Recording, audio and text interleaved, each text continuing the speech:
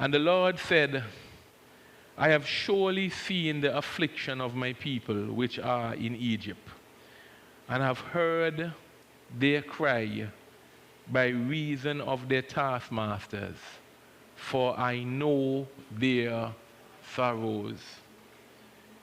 God says, as he has an encounter with Moses, he says, I have seen the affliction of my people, which I held bound in Egypt, but I see their affliction, and I have heard their cries by the reason of their taskmasters.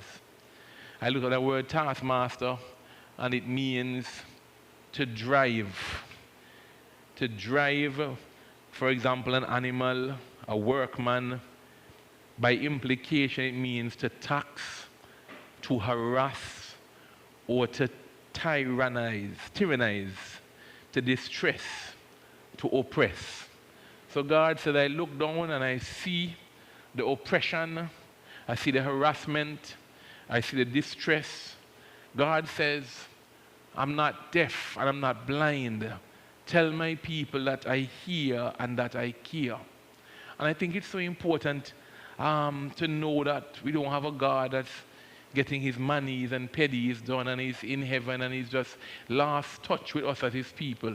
He saw it fit to tell Moses, I know the afflictions, I know the hardship, I see the things that are holding you in bondage. I see, I hear, and I care. And it is with that premise that God executes his rescue mission. He looks down from heaven. He's not a faraway God. He looks, he hears, he sees, he cares. And he comes down to do something about it. And that's not just only in the context of salvation. You can be in a situation now where you save and love the Lord, and there's an area in your life where you're being oppressed, where you're sorrowful, where an area in your life that's under bondage, and there's an enemy that's holding an area of your life bound. And God says, hey, I see. You ever have a friend and you look to your friend and with a heavy heart, and sometimes you wish you could help, but you just can't.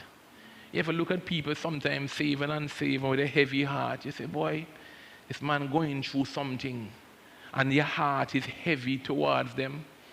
Let me tell you, your heart not more compassionate than God's heart. He hears and he cares.